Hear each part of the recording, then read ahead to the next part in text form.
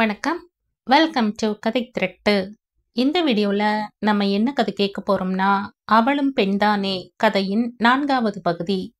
நம்ம சேனலை இது வரைக்கும் சப்ஸ்கிரைப் பண்ணாதவங்க சப்ஸ்கிரைப் பண்ணுங்க. பக்கத்தில் இருக்கிற பெல் ஐகானை கிளிக் பண்ணி ஆல்ங்கிற ஆப்ஷனை ப்ரெஸ் பண்ணுங்க. ஸோ தட் நான் போடுற கதைகளை உடனுக்குடனே நீங்கள் கேட்கலாம்.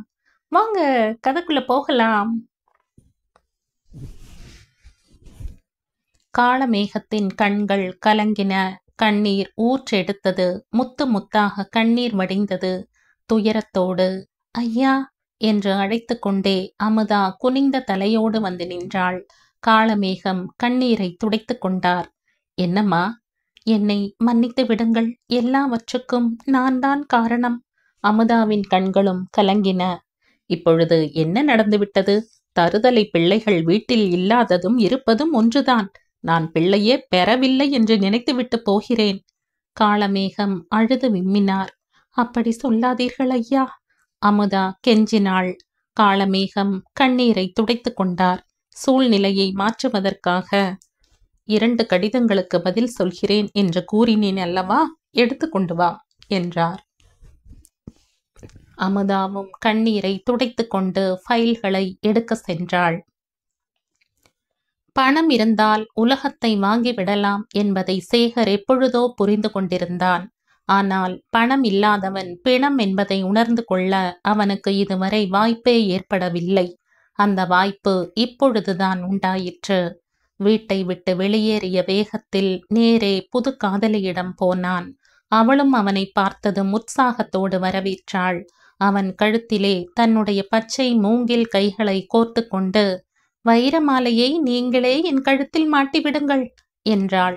அப்பொழுதுதான் அவன் அப்பாவிடம் கோபித்து கொண்டு வீட்டை விட்டே வெளியேறிவிட்டதை அவளிடம் சொன்னான்.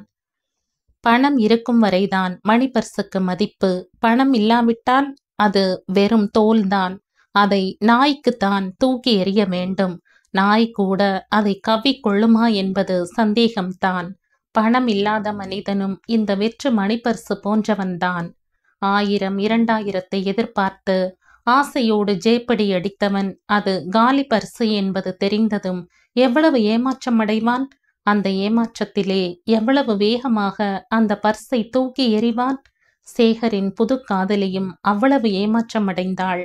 அவனை அரவணைத்திருந்த கைகள் தாமாக கீழே விழுந்தன. அவனை காலி மணிப்பர்சு போல தூக்கி எறியவும் அவள் தயங்கவில்லை. கழுத்தை பிடித்து தள்ளாத குறையாக அவனை விரட்டி அடித்தாள். சேகருக்கு பெருத்த ஏமாற்றம்.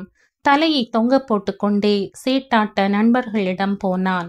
உனக்காகத்தான் காத்து கொண்டிருந்தோம் என்று பெருஞ்சிரிப்போடு வரவேற்ற அந்த நண்பர்களும் அவன் ஒரு காலி பர்சு என்பதை அறிந்ததும் சூதாட்டத்திலும் வேசி வீட்டிலும் காசு இல்லாதவனை அனுமதிக்க மாட்டார்கள் என்று கூறி அவனை விரட்டி அடித்தார்கள். இதுவரை காணாத புதிய உலகம் ஒன்றை இப்பொழுது சேகர் கண்டான். புதிய மனிதர்களை சந்தித்தான். ஆனாலும் தளர்ந்து விடாமல் நண்பர்களை நாடிப்போனான். அப்பாவி பையன் அப்பாவோடு கோபித்து கொண்டு வீட்டை விட்டு வெளியேறி விட்டான் என்பதையாவது அவர்களிடம் சொல்லாமல் இருக்கக்கூடாதா? அதை கூறியதுமே அவனை எந்த நண்பனும் மதிக்கவில்லை. பாவம், பதவி இழந்த மந்திரி போல ஆனான். நீரற்ற குளத்தில் இருந்து கொக்குகள் பறந்து செல்வது போல நண்பர்கள் அவனை விட்டுவிட்டு பறந்தார்கள். சேகர் தனித்து விடப்பட்டான். இந்த பரந்த உலகத்தில் தான் மட்டுமே ஒண்டியாக நிற்பதாக உணர்ந்தான். கால் போன போக்கிலே நடந்தான். பசியும் பட்டினியும் அவனை வாட்டின. பனியும் குளிரும் அவனை தூங்க விடவில்லை. 3 நாளில் ஒரு பிச்சைக்காரனை விட கேவலமாக ஆகிவிட்டான். ச்சே, இதுவும் ஒரு வாழ்க்கையா? மனமே வெறுத்து விட்டான்.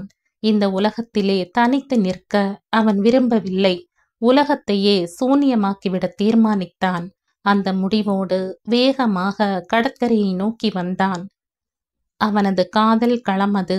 ஆனால் இன்றோ அவனுக்கு கொலை களமாக கடற்கரை தோன்றியது. பொழுது இருண்ட நேரம். பூ மணலில் விழுந்து புரண்டவர்களும் தனிமையில் அழுது கரைந்தவர்களும் விடை பெற்று கொண்டு இருந்த பொழுது சேகர் கடற்கரையில் வந்து நின்றான்.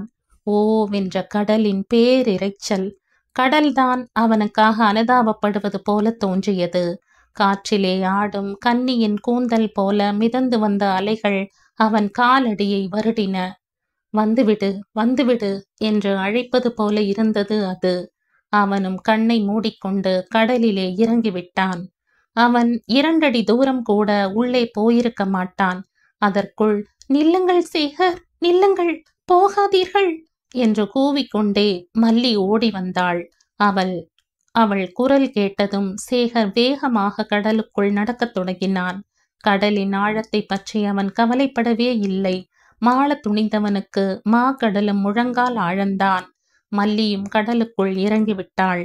திடீரென்று பந்தய குதிரை போல பேரலை ஒன்று பாய்ந்து வந்தது. தெருவிலே செல்கிறவர் மீது லாரி மோதியது போல அந்த அலை மல்லி மீது மோதியது. சேகர் என்று அவள் அலறினாள். அடுத்த கணம் அவளை அலை மூடிக்கொண்டது. அதை கண்ட சேகர் அவளை காப்பாற்ற பாய்ந்தான். சேகரை காப்பாற்ற ஓடி வந்தாள் மல்லி. கடைசியில் அவளை அவன் காப்பாற்ற வேண்டியதாகிவிட்டது. அலைகளுடன் போராடி அவளை மீட்டு கரைக்கு கொண்டு வந்தான். சில நிமிட ஓய்வுக்கு பின் மல்லி பேசுகிற சக்தியை பெற்றாள். மல்லி, நீ ஏன் இங்கே வந்தாய் என்று சேகர் கடிந்து கொண்டான். உங்களை காப்பாற்றத்தான் என்றாள் அவள். என்னை காப்பாற்ற வந்து நீயே கடலுக்கு பலியாக இருந்தாயே என்று அவன் வருந்தினான். நீங்கள் போய்விட்ட பிறகு இந்த உயிர் எனக்கு எதற்கு? நானும் உங்களோடு கடலில் விழ வேண்டியவள்தானே. அவள் கண்கள் முத்து துளிகளை உதிர்த்தன. நான் சாக வேண்டியவன் மல்லி, நான் சாக வேண்டியவன் என்று சேகர் அலறினான். நான் தற்கொலை செய்து கொள்ளவில்லை மல்லி, நான் எப்பொழுதோ செத்துவிட்டேன். இத்தனை நாளும் பிணமாகத்தான் நடமாடிக்கொண்டிருக்கிறேன் என்று சேகர் வேதனையை வெளியிட்டான்.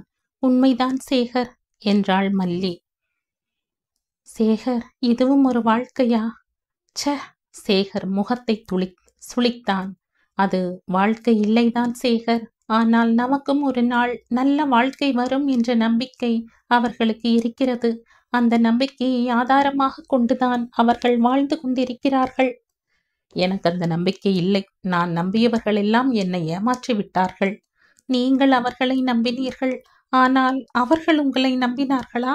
இல்லை, அவர்கள் உங்கள் பணத்தைத்தான் நம்பினார்கள். சேகரின் உள்ளத்திலே ஒரு மின்வெட்டு. உண்மைதான் என்று முணங்கினான். நீங்கள் நம்பக்கூடாதவர்களை நம்பினீர்கள். ஆனால் நம்ப வேண்டியவர்களை நம்பவில்லை. நான் ஒருத்தி இருக்கிறேன் என்பதையே நீங்கள் மறந்து விட்டீர்களா? நான் உங்கள் பணத்தை காதலிக்கவில்லை சேகர், உங்களைத்தான் காதலித்தேன். காதலா? சேகர் சிரித்தான். காசு பணம் இல்லாவிட்டால் காதல் ஏது? உல்லாச காதலுக்குத்தான் காசு வேண்டும் சேகர். உள்ள காதலுக்கு அன்பு ஒன்று இருந்தாலே போதும். உண்மையான அந்த அன்பைத்தான் உங்களிடம் நான் எதிர்பார்க்கிறேன். வாருங்கள். அவன் கைகளை பற்றி அவள் அழைத்தாள். எங்கே? அவன் தயங்கினான். என் வீட்டுக்கு. உன் வீட்டுக்கா? ஆமாம் சேகர், இந்த உலகமே உங்களை வெறுத்தாலும் உங்களுக்கு அடைக்கலம் அளிக்க என் வீடு இருக்கிறது. ஆனால் உன் வீட்டில் இருப்பவர்கள், நம் காதலை பற்றி அவர்களுக்கு தெரியும். அவர்களுக்கு தேவை நல்ல உள்ளங்களே. ஆகவே நிச்சயம் உங்களை வரவேற்பார்கள். அவன் கைகளை பற்றி மல்லி அழைத்து கொண்டு சென்றாள். மல்லியின் வீட்டில் சேகருக்கு மகத்தான வரவேற்பு காத்திருந்தது. அதே நேரத்தில் அவன் அதிர்ச்சியையும் சந்திக்க வேண்டியிருந்தது. அங்கே அமுதா இருந்ததுதான் அதற்கு காரணம். நீங்கள் இங்கே? சேகர் தடுமாற்றத்துடன் மல்லியை பார்த்தான். அவர்கள் என் அண்ணி என்று மல்லி அறிமுகம் செய்து வைத்தாள். மன்னியுங்கள் சேகர், இந்த உண்மையை உங்களிடம் சொல்ல வாய்ப்பே ஏற்படவில்லை. ஆனால் நீங்கள் வீட்டை விட்டு வெளியேறிய செய்தியை நான் தான் மல்லியிடம் சொன்னேன். அன்று முதலே அவள் உங்களை இந்த பட்டணம் முழுக்க தேடத் தொடங்கிவிட்டாள் என்று அமுதா கூறினாள். அண்ணி, இவர் இங்கே இருப்பதை அவர் அப்பாவிடம் சொல்லிவிடாதீர்கள் என்று மல்லி கேட்டுக்கொண்டாள். சொல்லட்டுமே, எனக்கென்ன பயம் என்றான் சேகர். 2 அண்ணன்மாரையும் அவனுக்கு மல்லி அறிமுகப்படுத்தி வைத்தாள். நீங்கள் இனி இங்கேயே இருக்கலாம் சேகர் என்றான் முத்து. தாயார் அம்மாவுக்குத்தான் பிடிக்கவில்லை. அப்போதைக்கு ஒன்றும் சொல்லாவிட்டாலும் பிற்பாடு ஒரு வயது வந்த பெண் இருக்கும் வீட்டிலே முன்பின் தெரியாத ஒருவனை வைத்திருப்பது நல்லாவா இருக்கிறது என்று முணுமுணுக்கத் தொடங்கினார். மல்லி சேகரையே சுற்றி கொண்டிருந்தது அவருக்கு கொஞ்சம் கூட பிடிக்கவில்லை. அடிக்கடி அவளை கண்டிக்கவும் செய்தார். இது சேகரின் காதில் விழுந்தது. என்னால் உனக்கு கெட்ட பெயரா? நான் வீட்டை விட்டு வெளியே போய்விடுகிறேன் என்றான். நீங்கள் ஏன் போக வேண்டும் என்று முத்து தடுத்தான். மல்லியை மணந்து கொண்டு இந்த வீட்டு மாப்பிள்ளையாகவே ஆகிவிடுங்கள் என்றான். அதை கேட்டு சேகரின் முகம் மலர்ந்தது. தாயார் அம்மாவும் தடை சொல்லவில்லை. அப்பாவிடம் சொல்ல வேண்டாமா என்று அமுதாதான் கேள்விக்குறியை எழுப்பினாள். தேவையில்லை என்று சேகர் திட்டமாக சொன்னான். அடுத்த சில நாளிலேயே சேகர் மல்லியின் திருமணம் அடக்கமாக முடிந்தது. இப்பொழுதாவது அப்பாவிடம் வாழ்த்து வாங்காவிட்டால் நன்றாக இருக்காது. நானே அழைத்து போகிறேன் என்றாள் அமுதா. முத்துவும் வற்புறுத்தவே சேகர் வேண்டா வெறுப்பாக அதற்கு ஒப்புக்கொண்டான். மணப்பந்தலில் இருந்தபடியே மாலையும் கழுத்துமாக மணமக்கள் காளமேகத்தை காண புறப்பட்டார்கள். வாடகை கார் போர்ட்டிகோவில் வந்து நின்றது. மணமக்களை காரிலேயே இருக்க சொல்லிவிட்டு அமுதா மட்டும் இறங்கி உள்ளே சென்றாள். வணக்கம் ஐயா என்ற தாமரை முட்டு போல இரு கைகளையும் கூப்பிக்கொண்டு காளமேகம் முன்னே சென்று நின்றாள். அவர் ஆச்சரியத்தோடு அவளை பார்த்தார். என்னம்மா, இன்று கும்பிடு பலமாக இருக்கிறது? அதெல்லாம் ஒன்றுமில்லை, அமுதா மழுப்பினாள். சிலர் கும்பிடு போடுவதே ஆளை குல்லாய் போடுவது போல இருக்கும் என்று காளமேகம் சிரித்தார். சரி, போய் நேற்று டைப் அடித்து வைத்த கடிதங்களை எடுத்து வா. வருகிறேன் ஐயா. அதற்கு முன்னே அமுதா தயங்கினாள்.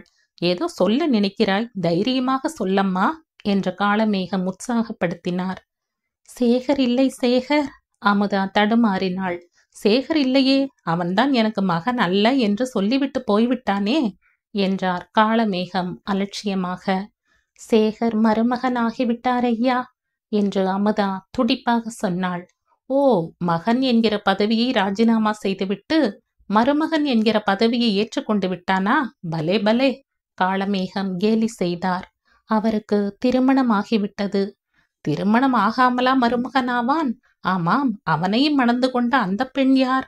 அவளுக்கு முதலில் என் அனுதாபத்தை தெரிவிக்க வேண்டும். ஏன் ஐயா அப்படி சொல்கிறீர்கள்? கோவில் மாடு போல சுற்றி கொண்டு அலைகிறவனையும் ஒருத்தி கட்டி கொண்டாள் என்றால் அவளுக்காக 2 சொட்டு கண்ணீராவது வடிக்க வேண்டாமா? திருமணம் என்று ஒன்று நடந்துவிட்டால் சும்மா இருப்பவர்களுக்கு கூட பொறுப்பு வந்துவிடுமே. அவன் காலில் ஒரு கட்டை போட்டுவிட்டால் ஒழுங்காக வந்து விடுவான் என்று சொல்வது இல்லையா? எத்தனையோ கழுதைகள் கால் கட்டையும் அறுத்து கொண்டு ஓடியதை நான் பார்த்திருக்கிறேன் அம்மா. சேகர் அப்படியல்ல, மிகவும் நல்லவர். நீதான் மெச்சிக்கொள்ள வேண்டும். இன்னொரு விஷயம் தெரியுமா ஐயா? என்ன, சேகருக்கு குழந்தையும் இருக்கிறதா? ஐயோ, அப்படியெல்லாம் இல்லை. காதல் கீதல் என்று அலைகிறவர்கள் கடைசியிலே அப்படித்தான் கல்யாணம் பண்ணி கொள்கிறார்கள். மாடும் கன்றுமாக வீடு வந்து சேர்கிறார்கள். சேகரின் காதல் தூய்மையானது. ஏது உனக்கு எல்லாமே தெரியும் போலிருக்கிறதே, சொல்லு சொல்லு. என் கணவரின் தங்கையான மல்லியைத்தான் சேகர் விரும்பினார். ஆனால் இந்த விஷயம் எனக்கே சமீபத்தில் தான் தெரியும், அமுதா அச்சத்தோடு சொன்னாள். ஓஹோ, அதற்கு மேல் ஒன்றும் சொல்லாமல் காளமேகம் அமைதியானார். இன்று காலையில் தான் இருவருக்கும் திருமணம் நடந்தது. உங்களிடம் சொல்லிவிட்டு செய்யலாம் என்றுதான் சொன்னேன். சேகர்தான். அவன்தான் என் மகன் இல்லையே. அப்படி சொல்லாதீர்கள் ஐயா. என்றிருந்தாலும் தந்தை மகன் என்ற உறவை பிரிக்க முடியாது. அது இரத்த பாசம். உங்கள் நல் வாழ்த்தை பெற இருவரும் வந்திருக்கிறார்கள். வெளியில் நிற்கிறார்கள். உள்ளே அழைத்து வருகிறேன். படபடவென்று பேசிய அமுதா காளமேகத்தின் அனுமதியை கூட எதிர்பாராமல் வெளியே சென்றாள். காரில் அமர்ந்திருந்த சேகரையும் மல்லியையும் உள்ளே அழைத்து வந்தாள். காளமேகம் அவர்களை பார்க்க விரும்பாதவர் போல முகத்தை தாழ்த்தி கொண்டார். கற்சிலை போல அமர்ந்திருந்தார். மாமாவிடம் வாழ்த்து பெற்றுக்கொள்ளம்மா என்று மல்லியிடமும் அமுதா சொன்னாள்.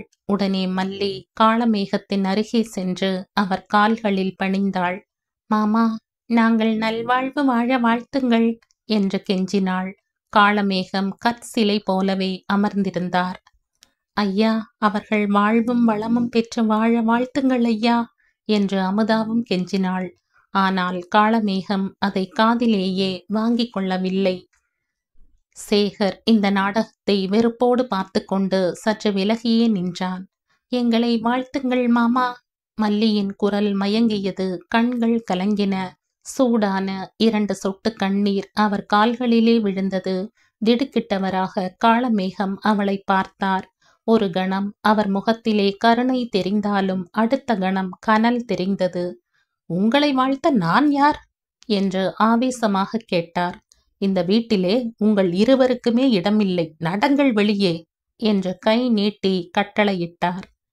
ஐயா, அவள் இந்த வீட்டிலே வாழப்போகும் மருமகள் என்று அமுதா நினைவுபடுத்தினாள். எனக்கு மகனே இல்லாத போது மருமகள் ஏது? காளமேகத்தின் சிரிப்பிலே வறட்சிதான் இருந்தது. அவர் ஏதோ கோபத்தில் தெரியாமல் சொல்லிவிட்டார் என்பதற்காக அமுதா முடிக்கவில்லை. அதற்குள் காளமேகம் வெடித்தார். நான் தெரிந்தேதான் சொல்கிறேன், அவனுக்கு இந்த வீட்டில் இடமே இல்லை. எங்களுக்கு இந்த வீடு வேண்டாம் மாமா, உங்கள் நல்வாழ்த்துதான் வேண்டும் என்று மல்லி கெஞ்சினாள். காளமேகம் அவளை ஏறிட்டு பார்த்தார். அவள் குடும்பத்துக்கு ஏற்ற நல்ல குணவதியாக தோன்றினாள். நீ அழக்கூடாதம்மா, ஏனென்றால் நீ ஒரு பெண். பெண் அழுதால் அந்த வீடு உருப்படாது. பெண்கள் அழுதால் அந்த நாடும் உருப்படாது. நீ எங்கே இருந்தாலும் அளவோடு பெற்று வளவோடு வாழம்மா. இதை சொல்லும் முன் அவர் கண்கள் கலங்கிவிட்டன. எனக்கு இது போதும் மாமா என்று மல்லி கை கூப்பி வணங்கினாள். நாங்கள் வருகிறோம் ஐயா என்று அமுதா விடை பெற்றாள். கொஞ்சம் நில்லுங்கள் என்றார் காளமேகம். அமுதா, நம்மிடம் வேலை பார்ப்பவர்களோ அவர்களின் குடும்பத்தினரோ திருமணம் செய்து கொண்டு என்னை காண வந்தால் அவர்களுக்கு புது துணிகள் கொடுப்பது உண்டல்லவா? நீ என்னிடம் வேலை பார்ப்பவள், மல்லி உன் குடும்பத்தில் உள்ளவள். இவர்களுக்கும் அந்த மரியாதையை செய்துவிட வேண்டுமல்லவா? இதை கேட்டு அமுதாவின் முகம் தாமரை பூ போல மலர்ந்தது. ஓடி சென்று சேலை, ரவிக்கை துணி, வேட்டி, சட்டை துணிகளை எடுத்து ஒரு தட்டிலே வைத்து கொண்டு வந்து காளமேகத்தின் கையிலே கொடுத்தாள். காளமேகம் ஒரு 100 ரூபாய் நோட்டை எடுத்து அந்த துணிமணிகள் மீது வைத்து, வாருங்கள் என்ற மகனையும் மருமகளையும் அழைத்தார். மல்லி அவர் முன்னே சென்று நின்றாள். சேகர் நகத்தை கடித்தான். பெரியவர்கள் கொடுப்பதை வேண்டாம் என்று சொல்லக்கூடாது, போய் வாங்கிக் கொள்ளுங்கள் என்று அமுதா கூறினாள். அதன் பேரில் சேகரும் மல்லியும் மல்லியுடன் போய் விரைத்து கொண்டு நின்றான். காளமேகம் தட்டை நீட்டினார். மல்லிதான் வணக்கத்தோடு பெற்றுக்கொண்டாள். பிறகு அவர்கள் விடை பெற்று கொண்டார்கள். யாரும் அறியா வண்ணம் காளமேகம் கண்ணீரை துடைத்து கொண்டார். வீட்டுக்கு வந்ததும் சேகர் முணுமுணுத்தான். ஆசீர்வாதம் வாங்க போய் அவமானப்பட்டதுதான் மிச்சம் என்றான். இல்லையே, அவர் நம்மை வாழ்த்தியதோடு அல்லாமல் பரிசும் வழங்கினாரே என்றாள் மல்லி.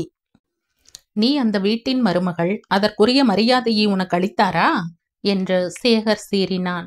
நிச்சயம் தருவார், அந்த நம்பிக்கை எனக்கு இருக்கிறது என்றாள் மல்லி. அந்த நம்பிக்கை தனக்கு இல்லை என்பது போல சேகர் பலமாக தலையை அசைத்து கொண்டான். மணமக்களை வீட்டிலே விட்டுவிட்டு அமுதா வேலைக்கு வந்தாள். வேலை நீக்க நோட்டீஸை காளமேகம் தயாராக வைத்து கொண்டிருப்பார் என்று பயந்து கொண்டேதான் அவரது அறைக்குள் நுழைந்தாள். ஆனால் தன் மகனுக்கும் மல்லிக்கும் திருமணம் நடந்ததையே மறந்துவிட்டவர் போல காளமேகம் நடந்து கொண்டது அவளுக்கு ஆச்சரியத்தை அளித்தது. அவளை பார்த்ததும், வந்துவிட்டாயா? நேற்று தயார் செய்த கடிதங்களை எடுத்து கொண்டு வா என்று சொன்னார். வேறொன்றும் பேசவில்லை. அமுதாவும் அச்சம் நீங்கியவளாக, தோ எடுத்து வருகிறேன் ஐயா என்று ஓடினாள். இன்றைக்கு மல்லியின் சமையல்.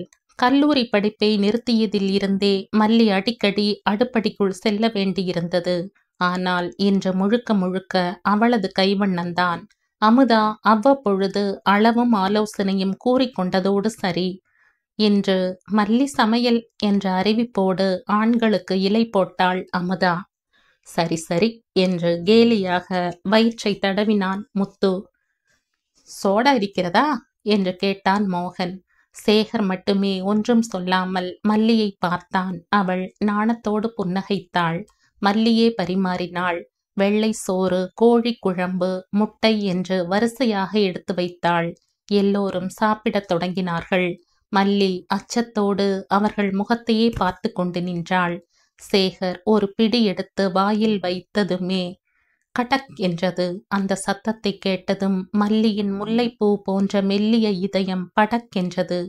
தூ என்ற வாயில் இருந்த சோற்றையும் கல்லையும் சேகர் இலையில் துப்பினான். அது மல்லியின் முகத்திலே துப்பியது போல் இருந்தது. அவளின் தாமரை முகம் வாடிவிட்டது. அதை கவனித்த அமுதா மல்லியை உற்சாகப்படுத்தும் முறையில் அவளை பார்த்து ஒரு புன்னகை பூத்தாள். முத்துவுக்கும் மோகனுக்கும் கூட கொஞ்சம் கஷ்டமாகத்தான் இருந்தது. சேகருக்கு கோழி குழம்பு என்றால் மிகவும் பிடிக்கும். ஒரு துண்டு கறியை எடுத்து சாப்பிட்டான். நாக்கு சுரீர் என்றது. சுண்ணாம்பு பட்டது போல் இருந்தது. இது என்ன குழம்பு என்ற முகத்தை சுளித்தான். மல்லிக்கு முகம் செத்தே விட்டது. இனி நான் அடுப்படிக்கே போக மாட்டேன் என்று பிரசவ வைராகியம் கொண்டாள்.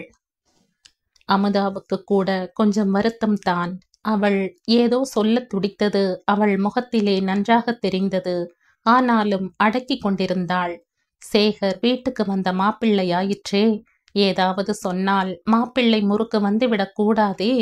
முத்து அமுதாவின் முகத்தையே தான் பார்த்து கொண்டு கரையிலே விழுந்த மீன் போல அவள் தவிப்பதைக் கண்டான்.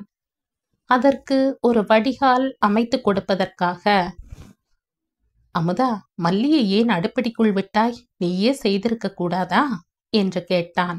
அவ்வளவுதான். அமுதாவுக்கு உடைத்து கொண்டு வந்து விட்டது.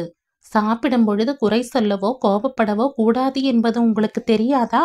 சாப்பாட்டை பார்த்ததுமே ஒரு மகிழ்ச்சி ஏற்பட வேண்டும். வாயில் நீர் ஊற வேண்டும். அந்த நீர்தான் உணவை செரிக்க வைக்க கூடியது. கோபத்தோடோ குறையோடோ சாப்பிடும் உணவு நஞ்சுக்கு சமம், வயிற்றுக்கு கேடு என்று நீங்கள் படித்ததில்லையா? படித்திருக்கிறேன். கோபத்தோடோ மனக்குறையோடோ ஒரு தாய் குழந்தைக்கு பால் கொடுத்தால் அந்த பால் கூட நஞ்சாகிவிடும் என்று படித்திருக்கிறேன் என்றான் முத்து. இப்படி சமைத்து வைத்தால் வாயிலே நீரா ஊறும், மூக்கிலே கோபந்தான் வரும் என்று சேகர் அழுத்து கொண்டான். அமுதா பிடித்து கொண்டாள். அவளே பேச்சை தொடங்க வேண்டும் என்றுதானே காத்து கொண்டிருந்தாள். மல்லி இன்றுதான் சமையலே செய்திருக்கிறாள். 1-2 குறை இருந்தாலும் ஆகா நன்றாக இருக்கிறது என்று புகழ்ந்தாள். அவள் எவ்வளவு மகிழ்ச்சி அடைவாள்! அவள் எவ்வளவு ஆர்வத்தோடு நாள்தோறும் உங்களுக்கு சமைத்து வைப்பாள்! பெண்கள் புகழ்ச்சிக்கு மயங்க கூடியவர்கள் அல்லவா? சொற்கள் வேகமாகவே வந்தன. இதை பற்றி ஒரு தமிழ் பாட்டு கூட உண்டு அண்ணி என்று மோகன் நினைவுபடுத்தினான். ஆமாம், சமையல் எப்படி ஒரு கலையோ அப்படி சாப்பிடுவதும் ஒரு கலை. எப்படி சாப்பிட வேண்டும் என்பதை அந்த பாட்டு மிகவும் தெளிவாக சொல்லுகிறது என்றாள் அமுதா. திருக்குறளா? அதிலே சாப்பாட்டை பற்றி கூட சொல்லியிருக்கிறதா என்று சேகர் கேலி செய்தான். திருவள்ளுவர் எதை விட்டு வைத்தார் என்றாள் அமுதா. ஆனால் இந்த பாட்டு குறளில் இல்லை, குறுந்தொகையில் இருக்கிறது. அந்த பாட்டு எப்படி சாப்பிட வேண்டும் என்கிறது என்று முத்து கேட்டான். அமுதா சொன்னாள், செல்வ குடியிலே பிறந்த ஒரு செல்வி. அவள் வீட்டிலே ஏவலாளும் வேலையாட்களும் ஏராளம். ஆனாலும் அவளே கணவனுக்காக சமையல் செய்கிறாள். அவளுக்கு காந்தள் மலர் போன்ற மெல்லிய விரல். அந்த விரல்களினால் கட்டி தயிரை பிசைந்தாள். அவள் பட்டுச்சேலை கட்டியிருந்தாள். வேலை செய்யும் பொழுது அது நழுவிக்கொண்டே போகக்கூடாதே என்று தயிர் பிசைந்த கையினாலேயே சேலையை தூக்கி சொருகிக் கொண்டாள். அடுப்பை பற்ற வைத்தாள். அடுப்பு ஒரே புகை. குவளை மலர் போன்ற அவள் கண்களில் பகை போல புகை புகுந்தது. அதையும் பொருட்படுத்தாமல் அவள் தயிர் குழம்பு தயார் செய்தாள். அவள் கணவனுக்கு பிடித்தமான குழம்பு அது. சமையல் முடிந்ததும் கணவனை சாப்பிட சொன்னாள். ஒரு பிடி சாப்பிட்டதுமே ஆஹா, என்ன இனிமை, என்ன இனிமை என்று புகழ்ந்து கொண்டே அவன் உண்டான். அதை கண்டு அவள் முகம் மகிழ்ந்து மலர்ந்தது. இதுதான் அந்த பாட்டின் கருத்து. அமுதா சொல்லி முடித்ததும், இந்த பாட்டிலே இன்னொரு கருத்தும் இருக்கிறது என்றான் முத்து. இந்த காலத்து பெண்கள் அடுப்பிலே வேலை செய்தால் உடல் கருத்துவிடும், கை சொரசொரப்பாகிவிடும், நகம் உடைந்துவிடும் என்று அடுப்படிக்குள்ளேயே போவது இல்லை. வேலைக்காரிகளைத்தான் ஏவுகிறார்கள். ஆனால் கணவனுக்கு பெண்கள் தங்கள் கையாலேயே சமையல் செய்து தர வேண்டும் என்பதும் இந்த பாட்டிலே சொல்லப்பட்டிருக்கிறது. அதனால் தான் மல்லி சமையல் செய்கிறாள் என்றாள் அமுதா. எல்லோருமே தனக்கு எதிராக சேர்ந்து கொண்டதாக சேகருக்கு தோன்றியது. ஆகவே அவன் வாயை திறக்கவில்லை.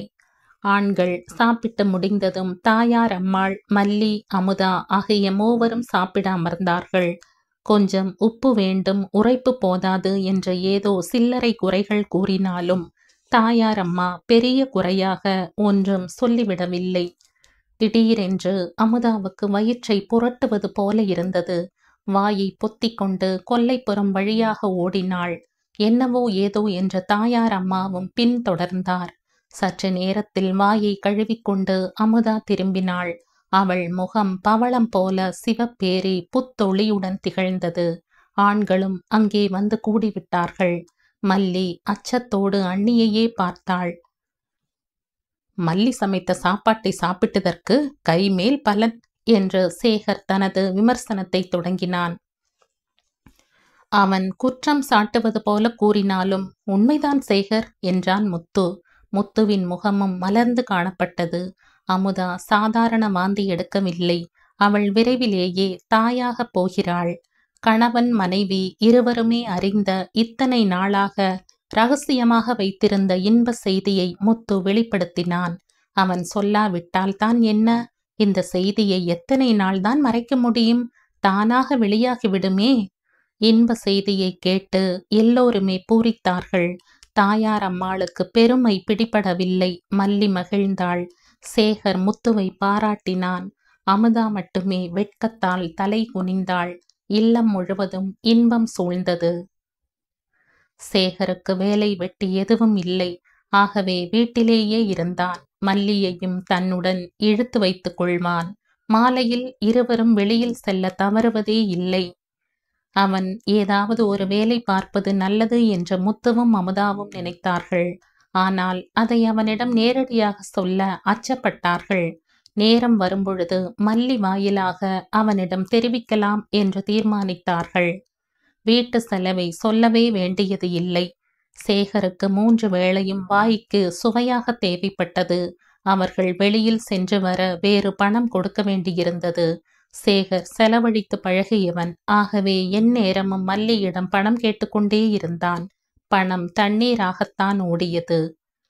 அமுதாவுடைய வருமானம்தான் ஓரளவுக்கு கை கொடுத்தது. அந்த பணத்தை சேர்த்து வைக்க முடியவில்லை. நீ 4 காசு சம்பாதிக்காவிட்டால் இதற்குள் இந்த குடும்பம் நடுத்தெருவுக்கு போயிருக்கும் என்று தாயார் அம்மாவே வாயார சொன்னார். மோகனுக்கு இதுதான் இறுதி ஆண்டு. தேர்வுகள் தொடங்கிவிட்டன. விழுந்து விழுந்து படித்தான்.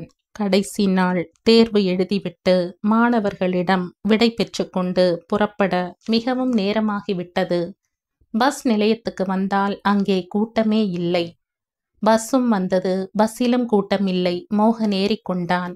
எங்கே உட்காரலாம் என்ற இடம் தேடினான். விழிகளை சுழற்றி கொண்டு வந்த அவனது பார்வையில் 5-6 இருக்கைகள் தள்ளி அமர்ந்திருந்த ஒரு பெண்ணின் முதுகு தெரிந்தது. பின் அழகிக் கொண்டே அவளை ஏற்கனவே பார்த்த நினைவு வந்துவிட்டது மோகனுக்கு. ஆகா, அவள் லதா அல்லவா? அன்று ஒரே ஒரு நாள் அவன் கண்ணில் பட்ட அழகு மோகினி அவள். அதன் பின் அவளை காண மோகன் முயற்சி செய்தும் அவள் கண்ணில் படவே இல்லை. இன்று அவளாக வந்து சிக்கிக் கொண்டாள். இருவர் உட்காரும் அந்த இருக்கையில் அவள் ஒருத்தி மட்டுமே அமர்ந்திருந்தாள். வழக்கமாக ஆண்கள் அமரக்கூடிய இருக்கை அது. ஆகவே மோகன் துணிந்து சென்று அவளுக்கு அருகில் அமர்ந்தான். அவள் சட்டென்று இவனை திரும்பி பார்த்தாள். இவனும் அவள் முகத்தை பார்த்தான். லதாதான். அவள் முகம் இன்னும் அவனுக்கு நன்றாக நினைவிருந்தது. ஆனால் அந்த முகத்தில் பழைய குதூகலம், குறுகுறுப்பு எதையுமே காணோமே. முன்பு கல்லூரி மாணவியாக தோன்றினாள். இப்பொழுது ஆடை அலங்காரங்கூட மாறியிருக்கிறதே. அலுவலகத்தில் வேலை பார்ப்பது போல தோன்றுகிறதே. முகம் எவ்வளவு களைத்து காணப்படுகிறது. அவளோடு ஏதாவது பேச வேண்டும் போல் இருந்தது. அவளையே பார்த்து கொண்டிருந்தான். ஆனால் அவளோ வெளியில் பார்த்து கொண்டே வந்தாள். ஓரிடத்தில் பஸ் நிற்கவே லதா இறங்குவதற்காக எழுந்தாள். அப்பொழுது அவளது கை குட்டை விழுந்து விட்டதை அவள் கவனிக்கவே இல்லை. மோகன் கூட அவள் கீழே இறங்கிய பின்தான் அந்த கை குட்டையை பார்த்தான். அவசர அவசரமாக அதை எடுத்துக்கொண்டு புறப்பட்டு விட்ட பஸ்ஸில் இருந்து குதித்தான். வேகமாக லதாவை தொடர்ந்து சென்று, பஸ்ஸில் கைக்குட்டையை விட்டுவிட்டீர்களே என்று அவளிடம் நீட்டினான். அதை பெற்றுக்கொண்ட லதா நன்றி என்றாள். இந்த உதவிக்கு அவன் ஏதோ கைமாறு எதிர்பார்ப்பது போல அவன் பார்வையில் இருந்து தெரிந்தது. அதை கவனித்த லதா என்று அசிங்கமாக உதட்டை பிதுக்கிவிட்டு நடந்தாள். மோகன் அசடு வழிய அவளையே பார்த்து கொண்டு நின்றான். மோகன் பட்டதாரி ஆகிவிட்டான். BAயில் முதல் வகுப்பில் தேறியிருந்தான். குடும்பத்தில் எல்லோருக்குமே பெரும் மகிழ்ச்சி. அவனை மேலே படிக்க வைக்க முத்து விரும்பினான். அமுதாவுக்கும் ஆசைதான். ஆனால் மோகன் மறுத்துவிட்டான். மல்லிக்கு மணமானதில் இருந்து வீட்டில் பெருஞ்செலவு என்பது அவனுக்கு தெரியும். ஆகவே அவனும் ஏதாவது சம்பாதிக்க விரும்பினான். மேலே படித்து என்னண்ணா செய்ய போகிறேன்? ஏதாவது வேலைதான் தேட வேண்டும். அதை இப்பொழுதே செய்யலாமே என்றான் மோகன். இப்பொழுது தேடத் தொடங்கினால் வேலை கிடைக்க 2 ஆண்டுகள் ஆகும். அதற்குள் நீ MA முடித்து விடலாம் என்றான் முத்து. உங்கள் அலுவலகத்திலேயே பார்த்தால் உடனே கிடைக்காதா என்று மோகன் கேட்டான். இதுவும் நல்ல யோசனைதாங்க என்றாள் அமுதா. மேனேஜரிடம் கேட்டு பாருங்களேன். அதைவிட முதலாளியிடமே நீ கேட்டால் உடனே வேலை முடிந்துவிடும் என்றான் முத்து. ஆமாம் அண்ணி, நீங்கள் கேட்டால் அவர் மறுக்கவே மாட்டார் என்றான் மோகனும். முதலாளியிடம் இப்படி எதுவும் கேட்டு அமுதாவுக்கு பழக்கம் இல்லை. ஆகவே சிறிது யோசித்தாள். பிறகு சரி, கேட்டு பார்க்கிறேன் என்றாள். அன்று வேலைக்கு வந்ததுமே மோகனின் வேலை விஷயமாக காளமேகத்தோடு தயக்கத்தோடு அமுதா பேசினாள். ஆனால் அவரோ உடனே வேலை போட்டு கொடுத்து விட்டார். அண்ணனும் தம்பியும் ஒரே இடத்தில் வேலை பார்க்க வேண்டாம். பதவி உயர்வு வரும்போது போட்டி பொறாமை ஏற்படும். ஆகவே மோகனை நம் பாரிமுனை அலுவலகத்துக்கு அனுப்புகிறேன் என்றார் காளமேகம். அவருக்கு அமுதா நன்றியை தெரிவித்துக் கொண்டாள். ஆமாம், மல்லி நன்றாக இருக்கிறாளா என்று காளமேகம் கேட்டார். அவர் அடிக்கடி மல்லியை பற்றி மட்டுமே அமுதாவிடம் கேட்பார். அவள் நன்றாக இருக்கிறாள் என்றால் சேகரும் நன்றாக இருப்பான் என்பது அவரது கணக்கு. மல்லி நன்றாகவே இருக்கிறாள் என்றாள் அமுதா. குடும்ப குறைகளை அவள் யாரிடமும் வெளியில் சொல்வது இல்லை. அவன் ஏதாவது வேலை பார்க்கிறானா, இல்லை சும்மாதான் சோற்றை தின்று கொண்டிருக்கிறானா என்று சேகரை பற்றி காளமேகம் கேட்டார். வேலை செய்ய விரும்புகிறார், ஆனால் வேலைதான் கிடைக்கவில்லை என்று அமுதா துயரத்தோடு சொன்னாள். வேலை செய்ய விரும்புகிறவனுக்கு எப்படி வேலை கிடைக்காமல் போகும்? உடலை வளைக்க தயார் என்றால் எத்தனையோ வேலைகள் காத்து கிடக்கின்றன. அந்த வேலையெல்லாம் அவர் செய்ய முடியுமா? சட்டை கசங்காத வேலையாக பார்க்கிறார். ஐயா, அவருக்கும் நம் கம்பெனியில் ஏதாவது ஒன்றில் முடியவே முடியாது. என் கம்பெனியில் அவனுக்கு வேலை கொடுக்க மாட்டேன். அவனை ஏற்றுக்கொள்ளவும் அவனும் ஏற்றுக்கொள்ள மாட்டான். அமுதா கேட்டு பார்ப்போமே என்றுதான் கேட்டாள். அதற்கு இவ்வளவு உறுதியாக மறுப்பு வரும் என்று அவள் எதிர்பார்க்கவில்லை. ஃபைல்களை எடுத்துக்கொண்டு தனது அறைக்கு புறப்பட்ட பொழுது அவள் தடுமாறினாள். அதை கவனித்த காளமேகம், பார்த்துமா என்றார். எல்லோருக்கும் உழைத்து கொட்டி உன் உடம்பை கெடுத்து கொள்ளாதே. ஆமாம், நீ எப்பொழுது விடுமுறை எடுத்துக்கொள்ளப் போகிறாய்? குழந்தை பிறப்பதற்கு 1 மாதம் முன்னும் பிறந்த பின் 1 மாதமும் விடுமுறை எடுக்கலாம் என்றிருக்கிறேன் என்று அமுதா தெரிவித்தாள். இது தலைப்பிரசவம், நல்ல ஓய்வு தேவைப்படும். 7ஆம் மாதமே நீ விடுமுறை எடுத்துக்கொள்ளலாம் என்றார் காளமேகம். கர்ப்பிணிகள் நீண்ட ஓய்வு எடுத்துக்கொள்வது, சோம்பலாக இருப்பது மிகவும் கெடுதி ஐயா. சுறுசுறுப்பாக வேலை செய்து கொண்டு இருந்தால்தான் பிரசவம் எளிதாக இருக்கும் என்றாள் அமுதா. அது என்னவோ எனக்கு தெரியாதம்மா என்று காளமேகம் சிரித்தார். அமுதாவும் சிரித்து கொண்டே ஃபைல்களை தூக்கி கொண்டு தனது அறைக்கு சென்றாள். இந்த கதையின் தொடர்ச்சியை அடுத்த பதிவில் கேட்கலாம். நன்றி.